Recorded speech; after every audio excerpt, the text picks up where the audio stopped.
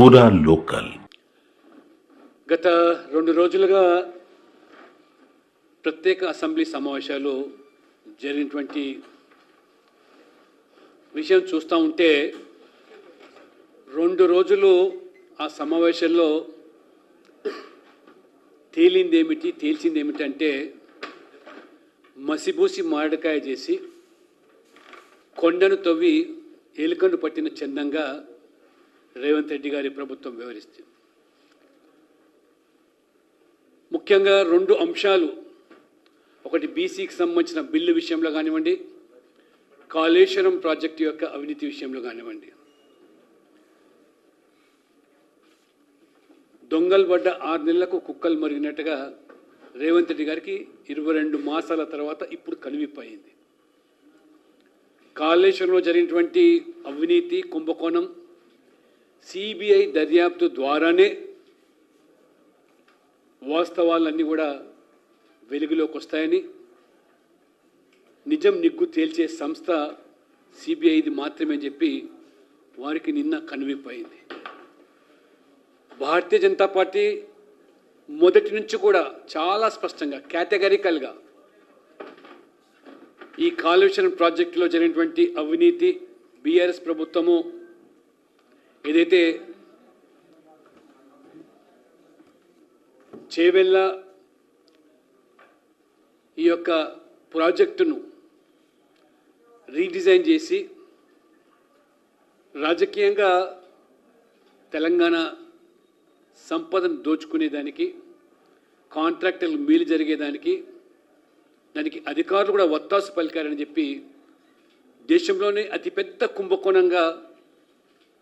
Kaleshwaram project యొక్క కుంభకోణాన్ని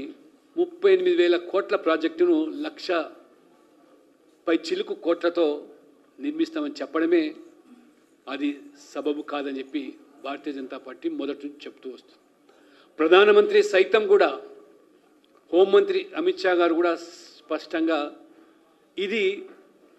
కాళేశ్వరం ప్రాజెక్టుకు ఏటీఎంగా మార్చేసి ఇది తెలంగాణ ప్రభుత్వము, ఆ రోజు కేసీఆర్ తానే ఒక గొప్ప ఇంజనీర్గా పరిగణించుకొని ఏ రకంగా మరి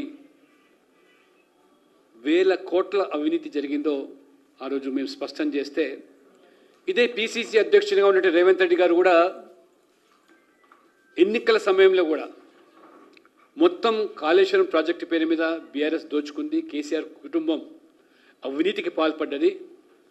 మేము అధికారంలోకి వస్తే పూర్తి ఆధారాలతో సహా 6 నెలల్లోనే దీన్ని నిగ్గు తేలుస్తాం, మెక్కిందంతా కూడా కక్కిస్తాం, 1 రూపాయి కూడా వదలమని చెప్పినటువంటి పిసిసి అధ్యక్షుడు రేవంత్ రెడ్డి గారు ఆనాడే సిబిఐ ద్వారా దర్యాప్తు చేయించి వాస్తవాలన్నీ కూడా వెలుగులోకి తీసుకొచ్చి మొత్తం దోచుకున్నటువంటి దానిని మేము కక్కించి తెలంగాణకు మరి న్యాయం చేస్తామని చెప్పింది రేవంత్ రెడ్డి గారు. ఎందుకు మరి మాట మార్చారో, ఎన్నికైన తర్వాత ప్రభుత్వం అధికారులకు వచ్చిన తర్వాత మేషాలు లెక్కబెట్టి 6 మాసాల్లో నిగ్గు తేల్చి మెక్కింది కక్కిస్తామని చెప్పిన రేవంత్ రెడ్డి గారు జరిగినటువంటి భాగోతం ఏమిటి, అధిష్టానం యొక్క ఒత్తిడికి లొంగి బీఆర్ఎస్తో లోపాయికారి ఒప్పందం చేసుకున్నారా, చీకటి ఒప్పందంలో భాగంగా కాలయాపన కోసము పీసీ ఘోష్ కమిషన్ ఏర్పాటు చేసి ఏ రకంగా వారు సిబిఐ కనుక బీజేపీ డిమాండ్ చేసిన మేరకు దర్యాప్తు కోసం ఆదేశిస్తే సిబిఐ ద్వారా మరి బీజేపీ బీఆర్ఎస్కు మేలు చేస్తుందని చెప్పి తప్పుడు ప్రచారం చేసినట్టు రేవంత్ రెడ్డి గారు ఇవాళ చివరికి తెలంగాణ ప్రజల ఆగ్రహాన్ని, ఆవేశాన్ని, ఏ బీఆర్ఎస్ అయితే అవినీతికి పాల్పడ్డదో 10 సంవత్సరాల్లో ఆ కుటుంబం తెలంగాణ సంపద దోచుకున్నదో వారికి ప్రజాస్వామికంగా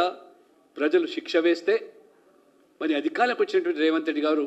ప్రజల యొక్క తీర్పుకు అనుగుణంగా వ్యవహరించకుండా అధిష్టానం యొక్క ఒత్తిళ్లకు లొంగి బీఆర్ఎస్తో చేసుకున్నటువంటి లోపాయికారి ఒప్పందమా, చీకటి ఒప్పందమా, రహస్య ఎజెండా నిన్న చివరికి విధిలేని పరిస్థితుల్లో